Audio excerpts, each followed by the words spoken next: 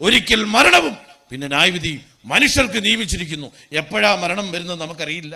എന്നെ കേൾക്കുന്ന പ്രിയപ്പെട്ടവരെ, മരിക്കുന്നതിന് മുമ്പ് സുബോധമുള്ളപ്പോൾ യേശുക്രിസ്തുവിനെ രക്ഷകനായി സ്വീകരിച്ച് ദൈവകൽപ്പനയാകുന്ന വിശ്വാസ സ്നാനം സ്വീകരിച്ച് പരിശുദ്ധാത്മാവിൽ മുദ്രയിടപ്പെട്ടവരായി രക്ഷിക്കപ്പെട്ട് സ്നാനപ്പെട്ട് അതേ ദൈവസഭയോട് ചേർന്ന് വിശുദ്ധിയിലും വേർപാടിലും ജീവിക്കുന്ന തൻ്റെ വിശുദ്ധന്മാരെ ചേർക്കുവാൻ യേശു ക്രിസ്തു വേഗം വരുവാൻ പോകുന്നു.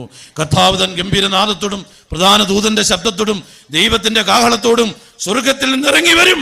ക്രിസ്തുവിൽ മരിച്ചവർ ഉയർത്തെഴുന്നേൽക്കും. പിന്നെ ജീവനോട് ശേഷിക്കുന്നവരായ നാം അവരോടുകൂടി ഒരുമിച്ച് കർത്താവിനെ എതിരേൽക്കുവാൻ ആകാശത്തിൽ മേഘങ്ങളിൽ എടുക്കപ്പെടും.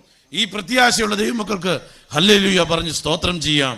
എൻ്റെ ജീവിതത്തെ മാറ്റി എൻ്റെ ജീവിതത്തിൽ ഒരു വെള്ളി വെളിച്ചം പോലെ കർത്താവായ യേശു ക്രിസ്തുവിൻ്റെ ആ സ്നേഹം എന്നിൽ ഇറങ്ങി വന്നു.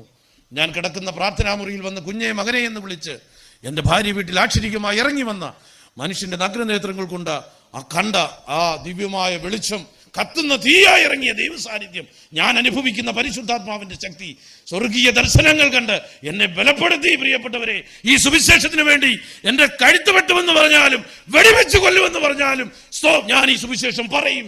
എന്നെ രക്ഷിച്ചത്, എന്നെ രൂപാന്തരപ്പെടുത്തിയത്, എന്നെ ഒരു നല്ല മനുഷ്യനാക്കിയത്, മദ്യത്തിൽ നിന്നും മയക്കുമരുന്നിൽ നിന്നും എന്നെ രക്ഷിച്ചത് ഈ ലോകത്തിന്റെ തത്വശാസ്ത്രങ്ങളല്ല, ഈ ലോകത്തിന്റെ ഇസങ്ങളല്ല, ലോകപ്പ് വർധനങ്ങളല്ല, സൈക്കോളജി അല്ല, സൈക്കോട്രി അല്ല, ഹിപ്നോട്ടിസം അല്ല, മെസ്മറിസം അല്ല, യേശുക്രിസ്തുവിന്റെ സ്നേഹമാണ്.